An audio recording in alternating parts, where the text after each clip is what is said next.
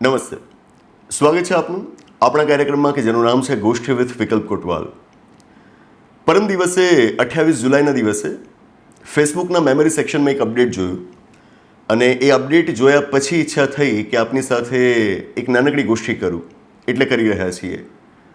પહેલાં તો હું આપને એ સ્પષ્ટ કરી દઉં કે ફેસબુક અને એના જેવા બીજા સોશિયલ મીડિયા પ્લેટફોર્મ્સનો મારો ઉપયોગ ખૂબ મર્યાદિત છે.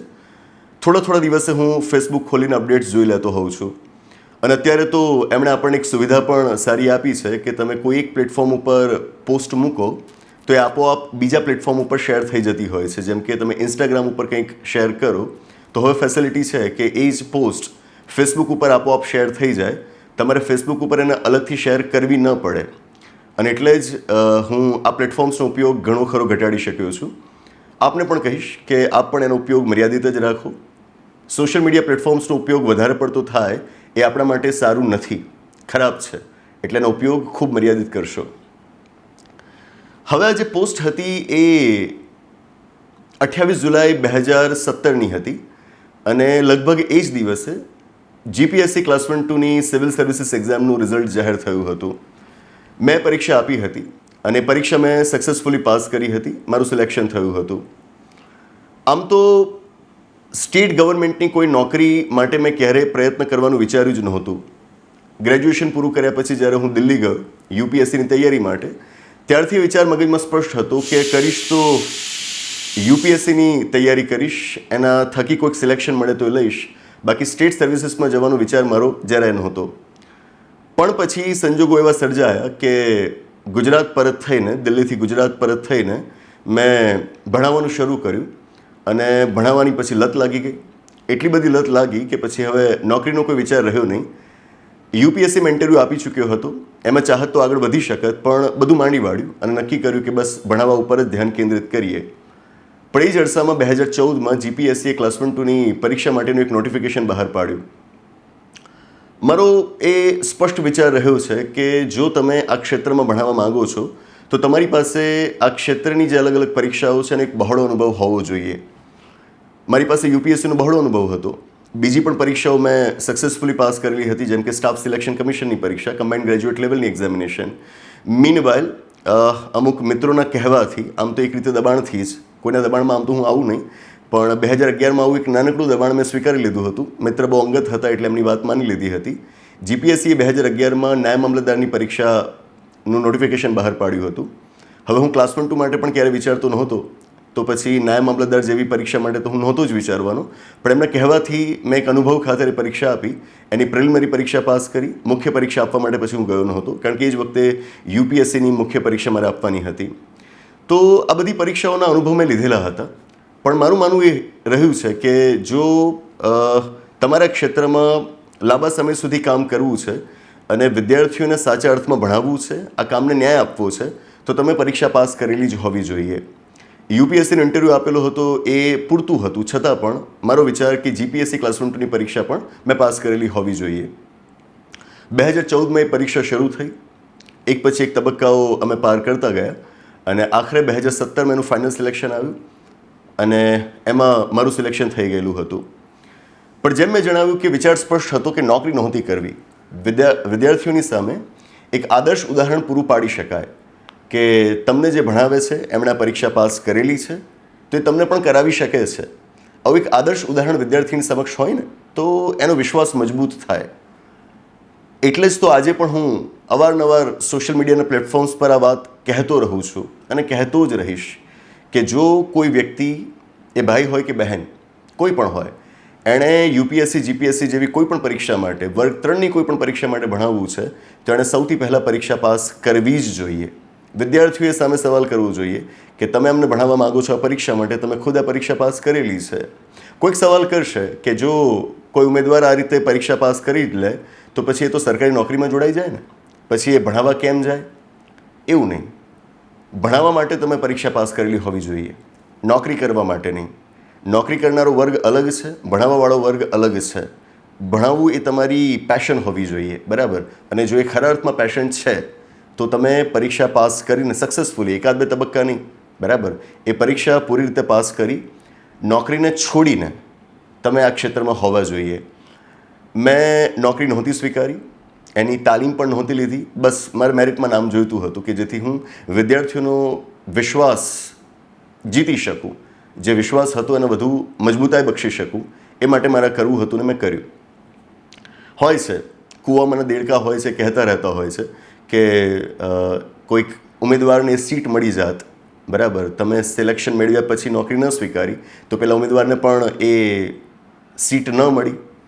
આવું બધું કહેવાવાળા રહેવાના. આ કૂવામાંના દેડકા છે, એમણે બહારની દુનિયા જોઈ નથી, સ્પર્ધા ક્યારે એમણે જોઈ નથી, એટલે આવું કહેતા રહેવાના. હું હંમેશા કહીશ કે અનુભવ લેવા. કોઈક જગ્યાએ ભલે તમારે જવું ન હોય, પણ એ જગ્યા કેવી છે, બરાબર, એ જાણવું. એના માટે આવા બધા અનુભવ લેવા પડે. અત્યારે આ વાત હું એટલા માટે કરી રહ્યો છું કે સરકારી નોકરી સર્વિસ સર્વા નથી. અસંખ્ય વખત આ વાત મેં કહી હશે. સરકારી નોકરી સર્વે સર્વા નથી, પણ આપણે ત્યાં સામાજિક માનસિકતા એવી ઘડાઈ છે કે જ્યાં સરકારી નોકરી નથી તો કાંઈ નથી. એક સમય હતો કે જ્યારે આપણા દેશમાં પેલું લાયસન્સ રાજ રહેતું, ઇન્સ્પેક્ટર રાજ રહેતું. આપણું જે બજાર છે, આપણી જે અર્થવ્યવસ્થા છે, એના ઉપર સરકારનો ચુસ્ત અંકુશ રહેતો. અને એ સ્થિતિમાં જો બિઝનેસીસને ફ્લરિશ થવું હોય, પ્રાઇવેટ સેક્ટર આગળ આવવું હોય, તો એ ઘણું મુશ્કેલ હતું. અમુક બિઝનેસ હાઉસીસ રહ્યા છે કે જેમણે જે તે સમયની પરિસ્થિતિનો લાભ લીધો છે, પણ બાય એન્ડ લાર્જ નાના મોટા ઉદ્યોગોને એનો વિશેષ લાભ નહોતો મળતો. રાદર એમને નુકસાન વધુ થતું હતું, તેમને ફ્લરિશ થવાનો પૂરતો મોકો નહોતો મળતો. અને એટલા માટે જ્યારે કોઈક વ્યક્તિ ભણે ગણે, જો ભણે ગણે નહીં તો નક્કી જ હતું કે તમારે ખેતી જ કરવાની છે, બરાબર, અથવા તો કુટુંબનો નાનો મોટો કોઈ વ્યવસાય પેઢીઓથી ચાલતો આવતો હોય તો એને સંભાળવાનું છે. પણ જો તમે ભણવાનું પસંદ કર્યું છે તો પહેલાંના સમયમાં તમારી સામે સૌથી આદર્શ વિકલ્પ જ આ રહેતો કે તમે કાં તો યુપીએસસીની પરીક્ષા પાસ કરીને સરકારી નોકરી મેળવો, અથવા તો પછી સ્ટેટ સર્વિસીસમાં જોડાઓ, અથવા તો ક્લાસ 3ની કોઈક નોકરી તમે લઈ લો. આનાથી વધારે લોકો વિચારી નહોતા શકતા. હું આપણી એટલે કે અત્યારે જે મારી એજ ગ્રુપના લોકો મને જોઈ રહ્યા હોય, બધા તો મારી એજ ગ્રુપના નહીં જ હોય, હું જાણું છું, પણ જે લોકો અત્યારે પોતાના 20, 25, 30, 35 વર્ષના આ એજ ગ્રુપમાં છે, એમને હું કહીશ કે આપણી પહેલાંની જે પેઢી હતી અને એની પહેલાંની જે પેઢી હતી, એમની પાસે ઝાઝા વિકલ્પો નહોતા, અને એટલે જે સરકારી નોકરી સિવાય બીજું કશું વિચારી શકતા નહોતા. સરકારી નોકરી મેળવી લેવી એને એક સિદ્ધિ માનવામાં આવતું, બરાબર છે. હવે સમય બદલાયો છે, અને છેલ્લા 8-10 વર્ષની અંદર જે બદલાવો આપણે દેશમાં જોઈએ છીએ, એ બદલાવોને જોતાં આપણે સ્વીકારવું રહ્યું કે સરકારી નોકરીનો દબદબો હવે ઘટી રહ્યો છે. હા, તમે એકદમ સ્થાનિક સ્તર પર જાઓ, ગ્રામીણ કક્ષાએ જાઓ, અને ત્યાં આગળ તમને પેલો લાટ સાહેબોનો પેલો રૂઆબ વર્તાતો હોય, બરાબર, તો એ છે. કારણ કે ત્યાં આગળ શિક્ષણનું પ્રમાણ ઓછું છે, પ્રજાની અંદર જાગૃતતાનું પ્રમાણ ઓછું છે, તો ત્યાં આગળ ગમે તે નાનો મોટો કર્મચારી પણ રૂઆબ ઝાડવાનો, બરાબર, તમે એને આદર્શ ન માની શકો. અને શું કરવું છે રૂઆબ ઝાડીને? કોની સામે રૂઆબ ઝાડવો છે? કોઈક લાચાર વ્યક્તિ, બિચારી વ્યક્તિ તમને સાહેબ કહેતી હોય, તમારા પગે પડી જતી હોય, તમને ભગવાન સમકક્ષ માનતી હોય, તમને એમાં શું મજા આવે છે? આ જંગલી આનંદ લેવાની શું મજા તમને આવે છે? બરાબર, એ ન કરો. આદર્શ એવું ના રાખો કે મને કોઈક સાહેબ કહે. સરકારી નોકરી પ્રત્યે જ્યારે કોઈક યુવાન આકર્ષાય છે, કોઈક યુવક કે યુવતી આકર્ષાય છે, તો એ નોકરીમાં શું કામ કરવાનું છે એનાથી નથી આકર્ષાતો. કારણ કે મોટાભાગના તો એવા છે કે જેમને એ જ નથી ખબર કે નોકરીમાં જોડાયા બાદ એમણે કામ શું કરવાનું છે. પૂછજો કોઈકને કે તમે પ્રેફરન્સમાં પહેલું આપ્યું છે ડેપ્યુટી કલેક્ટર, એમને એ નથી ખબર હોતી કે ડેપ્યુટી કલેક્ટર પણ છે તો સાથે ડેપ્યુટી ડીડીઓ પણ છે, બરાબર છે. તો પૂછી લેજો એમને ક્યારેક કે ડેપ્યુટી કલેક્ટર તરીકે તમારે કામગીરી શું કરવાની આવશે, કેટલા પ્રકારના ડેપ્યુટી કલેક્ટર્સ હોય છે એના વિશે એમની પાસે કોઈ માહિતી હોય છે? નહીં હોય. મામલતદારે શું કામ કરવાનું છે? ડીવાયએસપી તો કહે કે બસ ખાખી છે એટલે મારે ડીવાયએસપી બનવું છે, પીએસએ બનવું છે. કામગીરી વિશે એમને કોઈ જ ખબર નથી હોતી. અને એકચ્યુઅલી જ્યારે પસંદગી પામ્યા બાદ નોકરીમાં જોડાય છે અને ચોક્કસ પ્રકારનું પોસ્ટિંગ જ્યારે એમને મળે છે કે જેમાં એમણે વિચાર્યું હતું એવું કોઈ કામ જ નથી કરવાનું હોતું, ત્યારે પછી નિરાશા આવે છે કે વિચાર્યું તું કંઈક, થાય છે કંઈક. તો જે આકર્ષણ વિદ્યાર્થીઓની અંદર જન્મે છે એ કોઈ કામથી જન્મતું આકર્ષણ નથી. આકર્ષણ બધું એ જોવા મળે છે કે રોફ ઝાડી શકાશે. મેં કહ્યું એમ કોની સામે આપણે રોફ ઝાડવું છે? અને રોફ ઝાડીને પણ ક્યાં સુધી ઝાડશો? તમે કોઈ ચોક્કસ જગ્યાએ હશો, 2-3 વર્ષ સુધી તમારે ત્યાં આગળ નોકરી કરવાની છે, ત્યાં સુધી એ વિસ્તારના લોકો તમને સાહેબ સાહેબ કહેતા રહેશે, તમારી દરેક વાત માનશે ને બધું ચાલશે.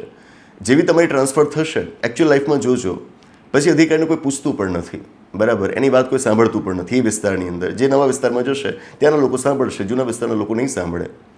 અને આ હું કોઈ સામાન્ય નોકરીઓની વાત નથી કરતો, એ ક્લાસ 3ની કોઈક નોકરી હોય એવી જ નોકરીની વાત નથી કરતો. હું આઈએસ આઈપીએસ સર્વિસીસ સુધીની વાત કરું છું કે ત્યાં પણ આ જ સ્થિતિ જોવા મળે છે કે તમે કોઈક ચોક્કસ જગ્યાએ જ્યારે છો ત્યાં સુધી તમે ત્યાં આગળ પેલું રાજા હોવાનું ફીલ કરો છો, બરાબર? પણ પછી જેવી તમારી ટ્રાન્સફર થાય છે, મેં નજરે જોયું છે કે પછી એમનું સાંભળવાવાળું કદાચ ને કોઈક નાનું મોટું કામ આવે. મારે જ આવું બનેલું છે કે આવું કોઈક નાનું મોટું કામ આવ્યું હોય અને જે તે વખતના જે ત્યાંના અધિકારી હોય, ટ્રાન્સફર બાદ જ્યારે એમને કહેલું હોય કે આ કામ મારું અટકેલું છે તો એ પૂરું ન કરાવી શક્યા હોય, બરાબર? આવા પ્રસંગો બનતા હોય છે. તો એ રૂઆબને બધું બહુ છીછરું આકર્ષણ છે, બરાબર? ગરીબ પ્રજાની સામે, અશિક્ષિત પ્રજાની સામે આવો રૂઆબ જાળવો એ બહુ સરળ છે. ખરો રૂઆબ ત્યારે જાળ્યો કહેવાય કે જ્યારે વગદાર લોકોની સામે તમે બોલો, જાહેર મંચ ઉપર આવી બેબાકીથી બોલો, બરાબર? જેની પાસે સત્તા છે, સત્તાની સામે સવાલ કરો, તો એ ખરો રૂઆબ જાળ્યો કહેવાય, બરાબર? લાચાર માણસની સામે રૂઆબ જાળવો એ સાચું રૂઆબ જાળ્યાનું ન કહેવાય. બીજું એક આકર્ષણ થતું હોય છે છોકરાઓને કે ભાઈ પગાર તો ત્યાં આગળ બહુ મર્યાદિત હશે, બહુ સીમિત હશે, પણ સામે એક સરસ મજાનું સાધન છે એમની પાસે, ભ્રષ્ટાચાર, બરાબર? તો લોકોને દબાવીને આપણે પૈસા ખંખેરી લઈશું, ખોટું કામ કરીને લોકો પાસેથી પૈસા લઈશું. જો આવી અનૈતિકતા તમારી અંદર ભરેલી હશે ને, એ તમને ક્યાંય નહીં લઈ જાય. તમારી આવનારી પેઢીને એ કોઈ સારા સંસ્કાર નહીં આપી શકે. મને હમણાં જ એક ભાઈ મળી ગયા હતા, એમણે મને કહ્યું કે તમે ભૂલ કરી, તમારું સિલેક્શન થઈ ગયેલું હતું, તમારે તો એ નોકરીમાં જોડાઈ જવા જેવું હતું. અને મને મોટિવેશન આપતા એ કહે છે કે જો તમે એમાં જોડાઈ ગયા હોત તો તમારી સાથેના જે બીજા બેચમેટ્સ ખરા ને એ તો અત્યારે એટલા બધા પૈસા બનાવે છે. આ જ ભાષા હતી કે તમારી સાથે જે લોકો જોડાયા અથવા તો એ સિલેક્શનમાં હતા, જે તમારા બેચમેટ્સ કહેવાય, એ લોકો અત્યારે એટલા બધા પૈસા બનાવે છે જમીનમાં આપણીને બધામાં, બરાબર? તો બહુ કમાણી છે, બરાબર? આવું તો એ મોટિવેશન આપતા હતા મને, બરાબર? આ જ છે આપણી માટે મોટિવેશન. બસ એ જ ખોટી કમાણી, ભ્રષ્ટાચારનો પૈસો, એ જ આપણા માટે આકર્ષણ બનશે. આવી લોભામણી વાતો જે તે વખતે મને પણ ઘણી બધી કરવામાં આવી હતી જ્યારે મારું સિલેક્શન થયું. ખાસ તો ત્યારે કે જ્યારે મેં યુપીએસસીના ઇન્ટરવ્યૂ આપ્યા બાદ નક્કી કર્યું હતું કે બસ હવે આ નથી કરવું, મારે ફક્ત ભણાવવું છે. મને નથી લાગતું કે હું એક અધિકારી તરીકે એટલો સારો બની શકીશ કે જેટલો એક શિક્ષક તરીકે બની શકીશ, બરાબર? તો આ નિર્ણય ઘણાને વિચિત્ર લાગતો હતો, ઘણાને તો એવું લાગતું હતું કે એનું મગજ બગડી ગયું છે, બરાબર? તમે કંઈક અલગ વિચારતા હો એટલે સમાજ એટલો ઝડપથી એને સ્વીકારે નહીં. આમ તો ક્યારેય સ્વીકારતો જ નથી. પછી મોડે મોડે તમને હા કરે રાખશે, પણ એમની અંદર તો તમને દેખાશે કે હજુ ઈચ્છતા હશે કે તમે પેલી નોકરી લઈ લો તો સારું, બરાબર? તો આ બાબતો રજૂ આ રીતે જ કરવામાં આવે કે જો તમે એમાં જોડાઈ જશો અથવા તો જોડાઈ ગયા હોત તો એની અંદર કમાણી આવી થાત, બરાબર? આ આપણા સમાજની દરિદ્રતા છે, માનસિક દરિદ્રતા છે કે આપણે આપણા યુવાધનને મોટિવેશન આ રીતે આપીએ છીએ કે એમાં જોડાશો તો ઘણી કમાણી થશે. પોલીસમાં કે રેવન્યુમાં દરેક જગ્યાએ આવી જ વાત કરવામાં આવતી હોય છે. નહીં પણ એવું નથી કે એજ ગ્રુપના લોકો દ્વારા, જે લોકો સરકારી નોકરીમાં છે તે અથવા તો જે રિટાયર થઈ ગયા છે આ બધા જ લોકો આવી શિખામણ આપતા હોય છે. અને એટલે જ આ ડેમોગ્રાફિક ડિવિડન્ડનો આપણે જે લાભ ભારતે લેવાનો હતો, સૌથી યુવાન દેશ તરીકે આપણો દેશ ઓળખાય, પણ એ લાભ આપણે હજુ સુધી લઈ શક્યા નથી. આપણી સર્જનાત્મકતા, કંઈક નવું કરવાની ચાહ, એ આ સરકારી નોકરી પાછળની આંધળી દોટમાં મરી પરવારી છે. આપણે આપણી અંદર ક્યારેય ઝાંકીને જોતા નથી કે આપણી અંદર કઈ સ્કિલ્સ રહેલી છે, કયો પોટેન્શિયલ રહેલો છે. સરકારી નોકરી પહેલાં તો છે જ મર્યાદિત. આપણા દેશની અંદર જે ટોટલ એમ્પ્લોયમેન્ટ જનરેટ થાય છે એમાંથી માંડ 1.5-2% જેટલું એમ્પ્લોયમેન્ટ સરકારી નોકરીઓનું હશે, એનું કોન્ટ્રીબ્યુશન રહેતું હશે. તો પહેલાં તો સરકારી નોકરીઓ હોય છે જ ઓછી, અને એમાં જ્યારે લાખોની સંખ્યામાં વિદ્યાર્થીઓ જોડાતા હોય પરીક્ષા આપવા માટે, તો એ ખરેખર ચિંતાજનક વિષય કહેવાય. યુપીએસસીમાં વર્ષે દાડે 1000 જેવી વેકેન્સીઝ આવતી હોય છે. હવે 1000 જગ્યાઓ ભરવા માટે જો સામે ઉમેદવારો 50,000 હોય, 60,000 હોય, 70,000 હોય, અને હું કહું છું કે લાખ હોય ચાલે, પણ અત્યારે આપણે જોઈએ કે 10-10 લાખ તો ફોર્મ્સ ભરાતા હોય છે. જીપીએસસીમાં પણ એ સ્થિતિ છે. માંડ 200-300 જગ્યાઓ જાહેર કરાઈ હોય અને સામે જોઈએ તો 3-3, 4-4 લાખ તો આવેદનપત્રો આવતા, ઉમેદવારોની એપ્લિકેશન્સ આવતી હોય છે. તો આ ખોટું છે, આ ચિત્ર બહુ કદરૂપું છે અને આ યુવાન દેશને શોભે એવું ચિત્ર નથી. તે નથી જ. જરૂર છે કે આપણે આપણા યુવાનોને કોઈક સર્જનાત્મક પ્રવૃત્તિઓ તરફ વાળીએ. Government jobs are just jobs. આ વાક્ય હું વારંવાર કહું છું કે government jobs are just jobs. At times they are completely mediocre jobs. એકદમ સાધારણ નોકરીઓ છે, એકદમ સામાન્ય નોકરીઓ છે. ક્રિએટિવિટી કે ઇનોવેશનનો સ્કોપ મને ત્યાં આગળ વિશેષ દેખાતો નથી. હું એ વિદ્યાર્થીઓને કહીશ કે હું આ વાત એટલા માટે નથી કરતો કે હું તમને સાવ આ છોડી દઈને બીજું જ કંઈ કરવા માટે કહી રહ્યો છું. હું સમજાવી રહ્યો છું કે આ નોકરીઓ બધા માટે નથી, એક ચોક્કસ વર્ગ માટે છે. જેમ કે મને સમજાઈ ગયું હતું કે આ નોકરીઓ મારા માટે યોગ્ય નથી, પણ આજે આ ક્ષેત્રમાં મોટાભાગના એવા છે કે જેમને સમજાતું નથી, એમના સુધી આ વાત પહોંચાડવાની છે. જેમણે કદાચ સરકારી નોકરીની જે કાર્ય પદ્ધતિ છે, એનું જે વર્ક કલ્ચર છે એને જોયું છે, બરાબર, એમણે ત્યાં આગળ જઈને શું કામ કરવાનું છે એના વિશે બરાબર સમજ મેળવી છે અને પછી એમણે નક્કી કર્યું કે નહીં, મારે તો સરકારી નોકરી જ કરવી છે, તો એમના માટે ઇટ્સ બેસ્ટ, તમારે તો આ જ કરવું જોઈએ, બરાબર છે. પણ જે લોકો અજાણતા અહીં આગળ આવી ગયા છે, બરાબર, પેલી યુટ્યુબ પરના શોર્ટ્સ, ઇન્સ્ટાગ્રામની રીલ્સ જોઈને એનાથી આકર્ષાઈને જો આ ક્ષેત્રમાં આવી ગયા છે, તો એમને હું કહીશ કે તમારા વર્ષો આમ ન વેડફો. મગજમાં એક ક્રિસ્ટલ ક્લેરિટી હોવી જોઈએ કે લાઈફમાં આપણે શું કરવું છે. વચ્ચે ગમે ત્યાં આપણે અથડાવાનું ન હોય, આમ તેમ ભટકવાનું ન હોય, વર્ષોના વર્ષો આમ બરબાદ ન કરવાના હોય. હમણાં જ્યારે આપણે ગોષ્ઠીની શરૂઆત કરી ત્યારે જ તમે કદાચ એક સીટી સાંભળી હશે, કુકરની સીટી, બરાબર. ખીચડી બની રહી છે એટલે કુકરની સીટી વાગી હતી. જીવનમાં પણ આવી સીટીઓ વાગતી હોય. સીટી વાગે એટલે આપણને ખબર પડી જવી જોઈએ કે આપણું સ્ટેશન આવી ગયું છે અને હવે આપણે ટ્રેનમાંથી ઉતરી જવાનું છે અને બીજી ટ્રેનમાં ચડી જવાનું છે, બરાબર. પછી એની જ ટ્રેનમાં બેઠા રહીએ તો ખોટા મુકામે પહોંચી જઈએ, જ્યાં નહોતું જવાનું ત્યાં આગળ જઈ ચડીએ. જીવનમાં આ બધી બાબતોને સમજવી ખૂબ જરૂરી છે. મારા મગજમાં એ વખતે ક્રિસ્ટલ ક્લેરિટી હતી. હું કહીશ કે ફરીવાર કહીશ કે એક જ સ્પષ્ટ વિચાર હતો કે મારા વિદ્યાર્થીઓ સમક્ષ એક આદર્શ ઉદાહરણ પૂરું પાડવું હતું કે હું તમને જીપીએસસી ક્લાસ 1-2ની પરીક્ષા પાસ કરાવવાની ક્ષમતા ધરાવું છું. એ સાબિત કરવા માટે હું જીપીએસસી ક્લાસ 1-2ની પરીક્ષા પાસ કરીશ અને મેં કરીને બતાવી, બરાબર. બસ એનાથી વધારે કાંઈ નહીં.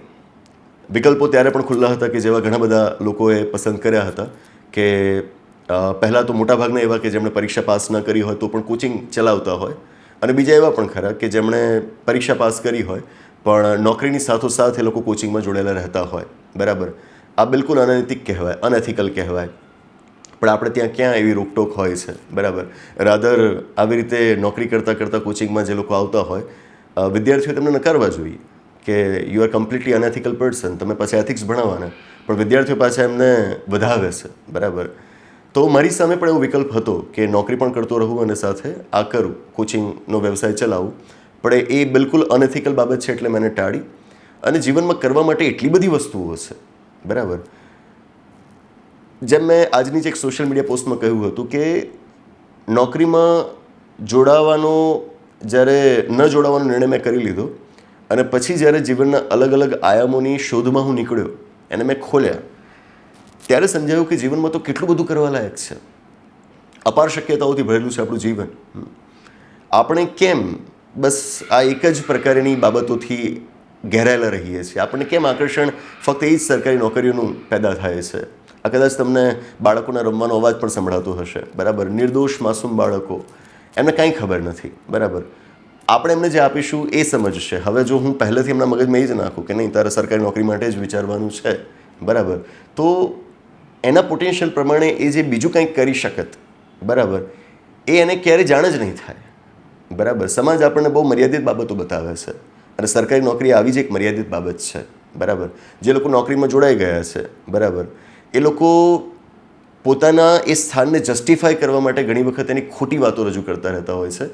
યંગ એસ્પિરન્ટ્સની સામે, અને એટલે વિદ્યાર્થીઓમાં કદાચ આકર્ષણ ન જન્મ્યું હોય તો આ જન્મ મળે. બરાબર. આ બધાથી બચજો.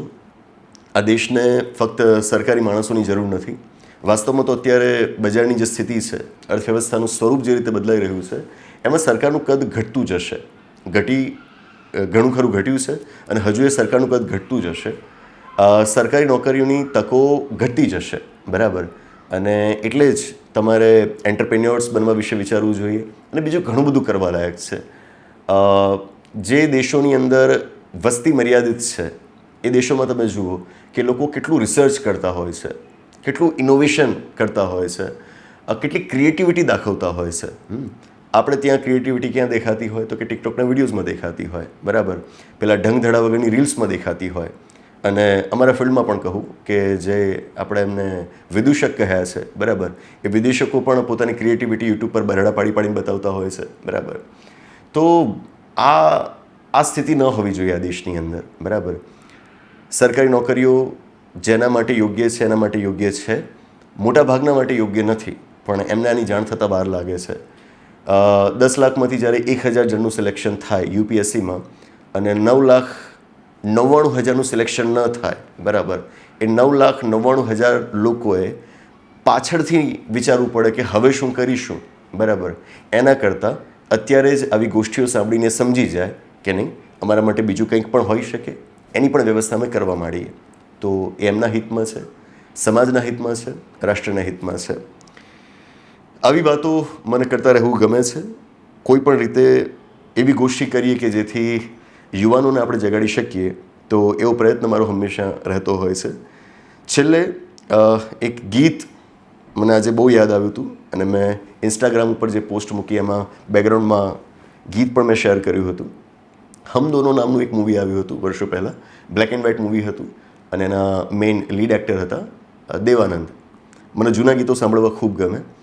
તો મોહમ્મદ રફીએ આ ગીત ગાયું છે. તમે એનું પિક્ચરાઇઝેશન જોશો, બહુ મજાનું છે. અને એના શબ્દો છે, મેં જિંદગી કા સાથ નિભાતા ચલા ગયા, મેં જિંદગી કા સાથ નિભાતા ચલા ગયા, હર ફિક્ર કો ધુએં મેં ઉડાતા ચલા ગયા. બરાબર. બસ જિંદગીનો સાથ તમે નિભાવો અને ખોટી ચિંતાઓ મૂકી દો. સરકારી નોકરી મળે તો ઠીક છે, ન મળે તો કંઈ ખોવાઈ નથી જતું, કંઈ લૂંટાઈ નથી જતું. જીવનમાં અપાર શક્યતાઓ છે. તમે કંઈક સારું જ કરશો, ઘણું સારું કરશો, એ વિશ્વાસ તમારા અંદર રાખો. તમે એમ પણ વિચારો ને કે આ બધું તમને કહેવાનું what would be my purpose, મારો હેતુ શું હશે. વધુ છોકરાઓ જોડાયા ક્ષેત્રની અંદર તો એમાં તો અમારી કોચિંગ ઇન્ડસ્ટ્રીનો જ લાભ છે ને. વધુ કોર્सेस ઓનલાઈન એ ખરીદે, ઓફલાઈન બેચીસમાં એ જોડાય, અમારા વધુ પુસ્તકો વેચાય. તો આમાં તો અમારું આર્થિક હિત રહેલું હોય છે. પણ તોય હું કેમ વારંવાર આ બધી વાત તમારી સમક્ષ મૂકતો રહેતો હોઉં છું કે તમે આના ખોટા આકર્ષણમાં જો આવી ગયા હોવ તેનાથી બચો. આનો હેતુ એટલો જ છે કે કોચિંગ ઇન્ડસ્ટ્રી કે અંગત આર્થિક લાભથી ઉપર આપણે રાષ્ટ્રહિત માટે વિચારવું જોઈએ. અને એ વિચારતા હોઈએ તો આવી ગોષ્ઠીઓ કરીને યુવાનોને જાગૃત કરવાની કોશિશ આપણે કરતા રહેવું પડે. આશા રાખું કે મારો પ્રયત્ન સફળ થશે, અને એની સફળતા એટલે કે જ્યારે તમે આ વાત સમજી જશો. તો બસ એ જ આશા સાથે આ ગોષ્ઠીની આગળ વિરામ આપીએ. મને ખ્યાલ છે કે આ વિષય ઉપર આપને ઘણા બધા વિચારો હશે. તો આપના જે કોઈ પણ વિચારો છે એ નીચે કોમેન્ટ બોક્સમાં જરૂરથી જણાવશો, અને આ રીતે તમારી સાથે સંવાદ કરવાની મને પણ તક મળશે, અને સંવાદ કરીને આ વાતોને આપણે હજુ વધારે પ્રસાવતા રહીશું. બસ એ જ અપેક્ષા સાથે આ ગોષ્ઠીની આગળ સમાપ્ત જાહેર કરીએ છીએ. આવનાર એપિસોડમાં આવી જ કોઈક નવી વાત સાથે, એક રસપ્રદ ચર્ચા સાથે, એક નવી ગોષ્ઠી સાથે પાછા મળીશું. આભાર. નમસ્તે.